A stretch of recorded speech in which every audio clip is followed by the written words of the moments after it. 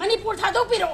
Jiribam थादोपिरो India की मनुंग थंबिरानो थवाई फाउब ngaakpa ngamdraba adudagidi miyoibagi maran फाउब ngaakpa ngamdraba India government की side ता अखोय थाजबा अमत लैते दि मणिपुर गवर्नमेंट की साइड तासु अखोय थाजबा अमत लैते नंगमनि नंग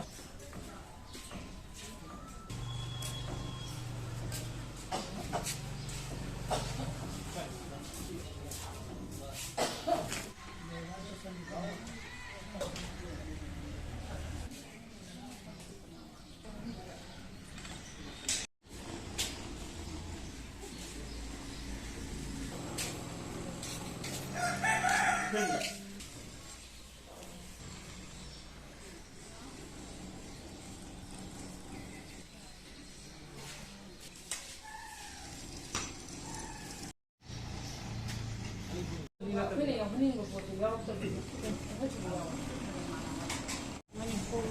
असिदा तौरिका हो खौदोक मयाम असे अखोइना पांजदबा यानिंगदबा फोंदोको ओइना खंजबनी लाइसम कमल बाबू असि हौखिबा तांग कुनमंगा नवेम्बरगी था असिदगी आर्मी कैम्प लेमकोंगदगी संख्रबा मतुंगदा ngasi फावबदा करिगुंबा लंगला लंजिन अमत्ता खंगबा ngamdana मणिपुर सरकार नसु थिजिनबिरी दी हाय करा कदाय द थिजिनबिरी बगे थिजिलिबसी मफम ngasi फावबदा लंगला लंजिन अमत्ता पुथोपा ngamdaba asi अखोगी थमोइदा यानिंगदे पामजदे ngasi नत्रगा हयें असिगी मनुंगदा सरकार की साइड तगी अंगंबा पुथोआगा कबन बाबूबू हिंगना पुथोकिरउ हाइबा वाखल असि अखोगी मिफम असिगी मियामगी अपाम्बनी अमदी जगराधोरदा जिरिबांगी जगराधोरदा लेखिद्रबा अहानबदा मखोइना फारगा पुबिखरे अंगांग अहुम अमदी नुपी अहुम असि फारगा पुबिखरबा मतुंगदा मियो थीना ओटलबा मतुंगदा मिहा थीना हालगा बोरा खावदा मियोइबना तौनदबा करम्बा मफमदा तौनरिगेबा मसिगी लिचत असिबु बोरा खावदा हापगा मथंग थादरखिबा थौदोगसी अखोय यानिंगदे मसिदैसिदा मिहाटपा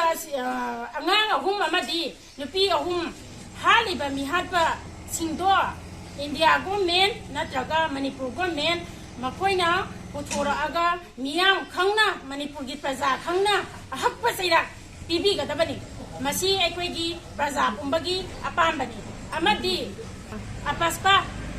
जिरीबामदा अपस्पा थमजलकपा असि अखोय जिरीगी प्रजा अमा ओइना यानिंगदे अखोयगी हकमतपनी अपस्पाना मणिपुर की प्रजादा करम्बा चैतेंग पीखि हायबसी ममांग दसनगिना हौदना खंगना राखरबनी मियो थीना ओलगा मफम खुदिंगदा हानिंगबा मोंगदा हाटपा तौनिंगबा मोंगदा तौबा अपस्पा अमुबा आइन असिबु अखोयगी जिरीदा नत्रगा मणिपुरदा कमाइना थमजनबिरकलिबनो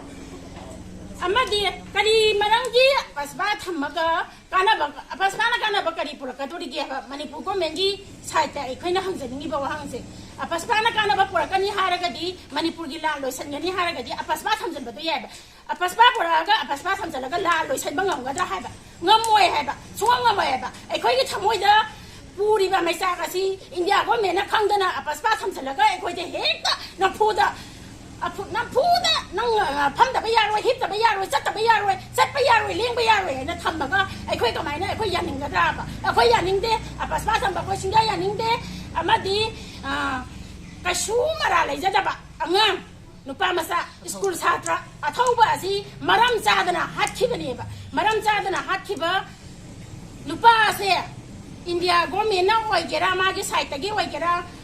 मणिपुर गवर्नमेंट ना ओइगेरा पिफम थोपा सैराकतो पीबीओ असिसु मियाम खंगना पीगदबनी ngasi फावबदा मणिपुर की लान असिदा लोइसनबा ngamdaba मियांगी थवाई ngakpa ngamdaba मियांगी लंथुम ngakpa ngamdaba ngamoidaba oiragadi mi ngasi mak oirabasu अखोइगी अपाम्बनी Manipur प्रजा की अपाम्बनी जिरी प्रजा की अपाम्बनी थादोपिरो मणिपुर थादोपिरो जिरीबाम थादोपिरो इंडिया की मनुंगदा थंबिरानो अदु ओइबा तारगदी अखोइगी इरेपा अखोइना ngakjarage अखोइगी इरन अखोइना ngakjarage थवाई फाउबा ngakpa ngamdraba adudagidi miyoibagi maran फाउबा ngakpa ngamdraba India government gi side ta akoi thajaba amata leite amadi Manipur government gi side ta su akoi thajaba amata leite haiba wafam se ai ha thamjage